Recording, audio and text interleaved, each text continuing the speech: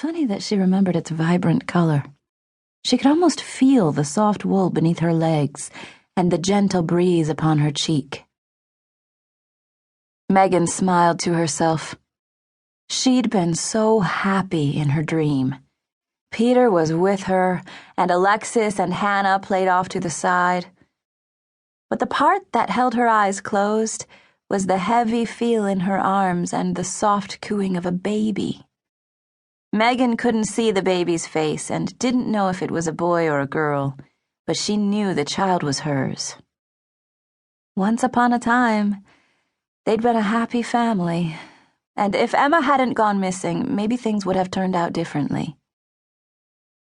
The sound of Emma's laughter still rang in her ears, such a beautiful sound, one she no longer heard very often.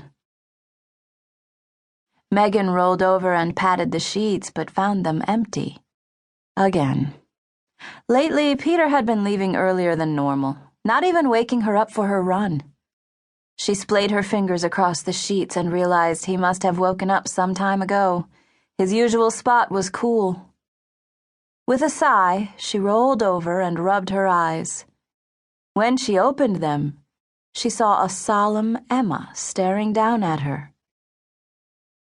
For a very brief moment, Megan wished for that happy little girl from her dream instead of the quiet one in front of her. Just as quickly, Megan pushed that thought away.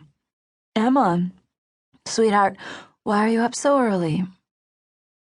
Emma shrugged and held out the book she'd been holding to her chest.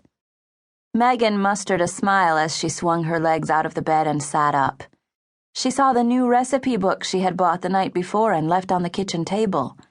She preferred to do her shopping at night, leaving the girls at home and away from prying eyes. She hated the stares and sweet words of encouragement from those who meant well. Emma always tensed up. Megan didn't like putting her daughter in situations like that. With the kids on summer break, she thought it would be a good time to do some baking with them. Emma seemed to enjoy helping out in the kitchen, so when Megan had spotted the copy of Kids Can Bake Too while she had been out shopping, she didn't think twice about buying it, even though she had a cupboard full of cookbooks.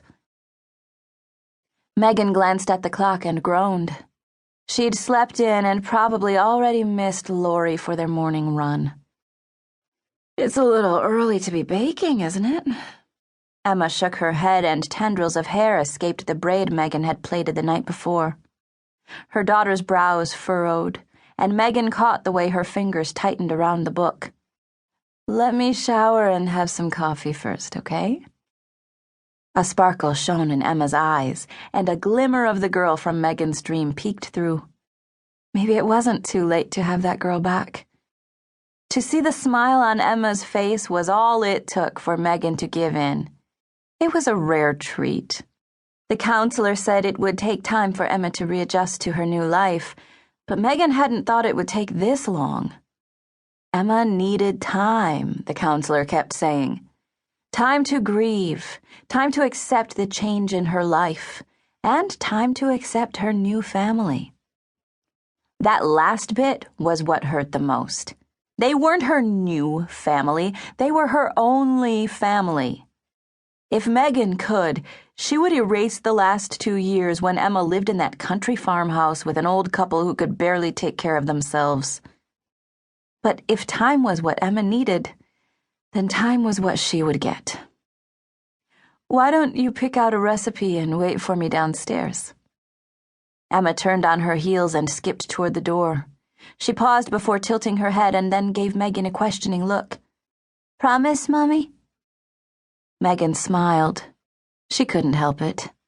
Even though it had only been a month since Emma's return, she still cherished every time her baby called her Mommy. "Of course. I'll be right down." She picked up the towel Peter had left on the floor of their bathroom. A month ago, her goal had been to find her daughter and heal the rift in her marriage. Now it was to help her daughter heal, while continuing to look for a way to stop her marriage from crumbling. Setting his cup of tea on the coffee table, Jack sat down in Dottie's old chair and reached for the